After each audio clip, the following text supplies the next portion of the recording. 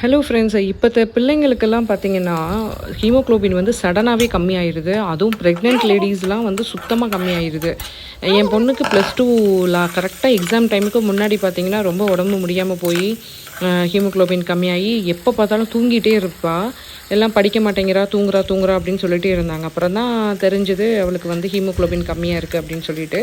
அப்போ தான் டாக்டர்ஸ்கிட்ட வந்து கேட்கும்போது வந்து சுவரொட்டி, ஈரல் இந்த மாதிரி கொடுக்கணும் அப்படின்ட்டு. அப்புறமா என்னோடய ஃப்ரெண்டு ஒருத்தங்கள மீட் பண்ணேன். நேரா அவங்களுடைய பர்சனல் எக்ஸ்பீரியன்ஸை வந்து ஷேர் பண்ணாங்க. கரும்பு சாறு இருக்குது பார்த்தீங்களா? கரும்பு சாறு வந்து ஒரு நாள் விட்டு ஒரு நாள் அந்த ஜூஸ் வந்து குடித்தோம் அப்படின்னா, சடனாக ஹீமோகுளோபின் வந்து இன்க்ரீஸ் ஆகுமாமா.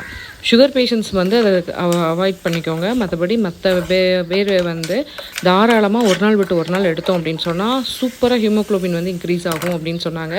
சரின்னு சொல்லிட்டு நான் அதை ட்ரை பண்ணிகிட்டு இருக்கேன் என் பசங்களுக்கு. உண்மையிலே இப்போ கொஞ்சம் ரிசல்ட்டும் நல்லா இருக்குது.